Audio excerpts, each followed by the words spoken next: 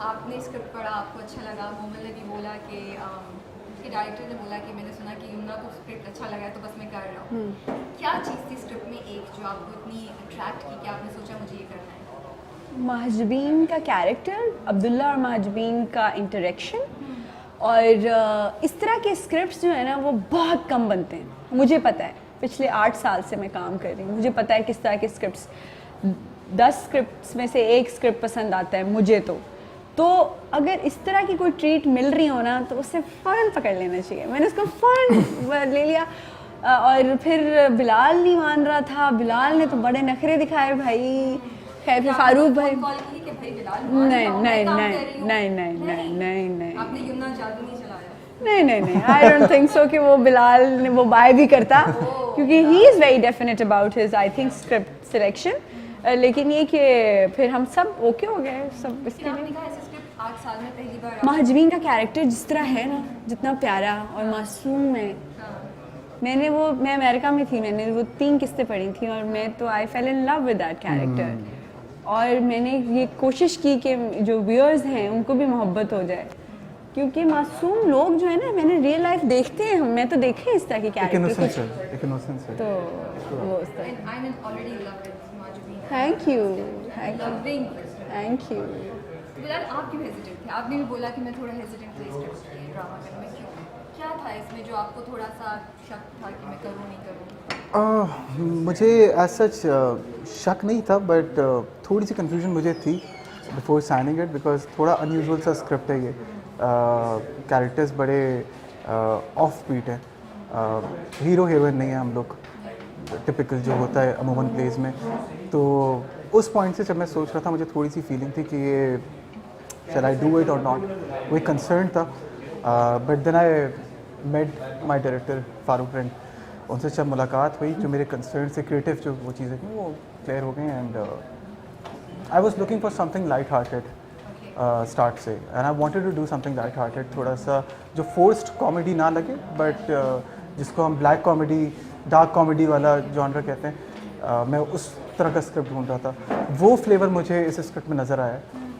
So I think सीढ़ी पे जाना आना कितना मुश्किल था? सच बताऊँ, जब हमारा मैं एक दफ़ा भी नहीं गिरी, लेकिन जब हम लोग का पहली दफ़ा फर्स्ट डे जब मैं शूट करी थी, तो वो सीढ़ी इतनी स्टीप थी, वो गलत थोड़ा सा उसका एंगल जो है ना बहुत ही ज़्यादा स्टीप था कि मुझे मेरी लोअर बॉडी जो है उसने जवाब दे दिया। मैं कभी किसी डायरेक्टर को या जो फर्स्ट अपने दिन मैंने कभी किसी को नहीं कहा कि पैकअप कर दें, और मैंने उनको बोला कि पैकअप कर दें, क्योंकि मेरे तो फिर वो हमारा 2 दिन का ब्रेक हुआ, फिर सीरीज ठीक और वो है भी ऐसी that you have to be very conscious. अब तो मैं इतनी प्रैक्टिस हो गई है मुझे उसकी कि मैं उस पर आंखें भी बंद करके चल सकती हूँ, रस्सी में लगा दूँ तो मैं चल जाऊँगी। मैं तो दादा ने कोई ऐसा पोर्शन नहीं छोड़ा उसमें कि वो उधर वो कवर ना हुआ हो एरिया। मुझे बताएं, ये जो कैरेक्टर है, मैंने जब देखा 2 किस्तें मैंने देखी, वो एसटी बहुत गौर से देखा मैंने इसका, मुझे उसको देख के एकदम से हसीना मुझे याद आई। It's a compliment. Did you feel, is it a throwback to those days? अच्छा, ये बहुत ही थैंक यू, आपकी तरफ से कॉम्प्लीमेंट है, लेकिन मैं बहुत ही नालायक हूँ इस मामले में कि मैंने अपने बहुत सारे पिछले ड्रामाज नहीं देखे, मैं फिल्म्स नहीं देखती, मैं किताबें नहीं पढ़ती जो कि मुझे चाहिए कि मैं पढूं।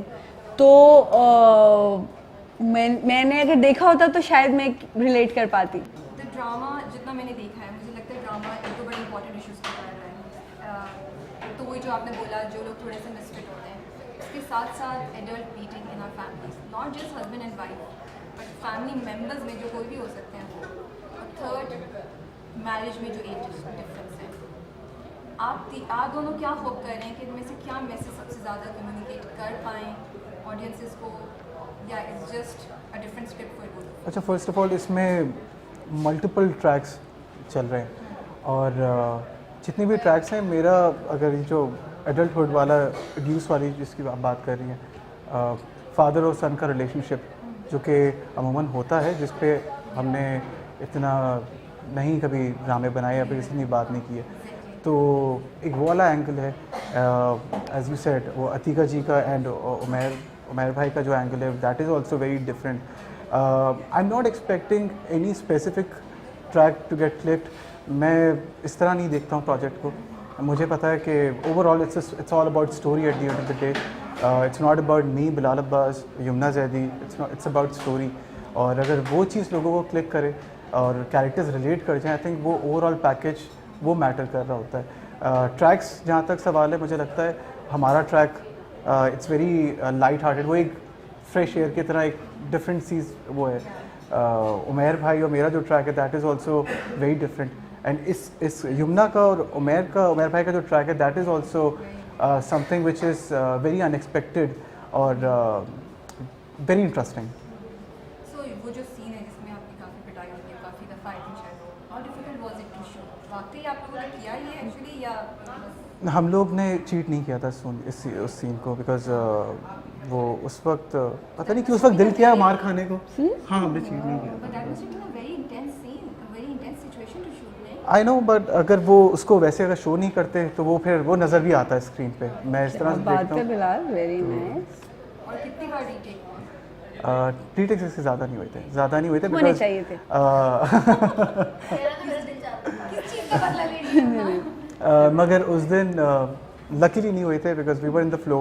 हमने स्टार्ट किया था उस टाइम पे, सो वो कैरेक्टर को हम बड़ा वर्किंग की हुई थी उमैर भाई ने, मैंने, एंड देन डायरेक्टर ने बड़ा मेक श्योर किया था कि इसको हम लोग एक ही उसमें करें, ज़्यादा शॉट्स ना हो, क्योंकि मारना बार बार करेंगे तो मैकेनिकल हो जाता है, तो रिएक्शंस भी फिर वो नहीं आते हैं। मगर मुश्किल था, मगर अब तक देखा तो नहीं है, 3rd या 4th एपिसोड में है वो scene, so I am looking forward to it. 3rd में मैं इस ट्रैक्स के बारे में एक बात कहना चाहूँगी कि बच्चों को बचपन से जिनको बहुत ज़्यादा मारा जाता है या बड़े होकर के भी मारा जाता है, कि उनके कॉन्फिडेंस का क्या हाल हो जाता है। एक बात ये, पहले मारा करते थे बच्चों को, अब तो नहीं मारते, तो कॉन्फिडेंस का क्या, उनका अपना सेल्फ कॉन्फिडेंस कुछ नहीं रह जाता। तो वो अब्दुल्ला के केस में सेल्फ स्टीम खत्म हो जाती है, बिल्कुल basically। खत्म हो जाती है। कोई अपने लिए, हालांकि आप अपने ही लिए- हैज़ अ लॉट, बट उसको उस बात का आइडिया ही नहीं है कि उसके पास कितना कुछ है, कितना potential है उसके अंदर। और वो कितना ज़्यादा लो कॉन्फिडेंस पे रहता है। और महजबीन का ये मैं कहना चाहूँगी कि वो लोग जिनकी बेचारे लोगों की जिनकी नीयत साफ़ होती है ना, तो उनके लिए वो उनके आसपास चीज़ें टूट फूट रही हो ना, वो मज़े में चलते जाते हैं अपनी ज़िंदगी में। मलंग मूड। तो रियल लाइफ में हाँ, जो लोग की नीयत अच्छी होती है, साफ़ होती है, तो उनके साथ ऐसे ही होता है। अल्लाह भी उनके साथ लाइफ में ऐसे ही करता है कि वो कहीं ना कहीं से निकलाते जो है ना, वो अपनी डेस्टिनेशन पे पहुंच जाते हैं। तो उसके लिए ज़रा अपनी नीयत साफ़ रखनी चाहिए। तो लगता है ड्रामे में आगे जाके कुछ इंटीमेट सीन्स होंगे आप लोगों के दरमियान, इज दैट ट्रू? वो आप देखें।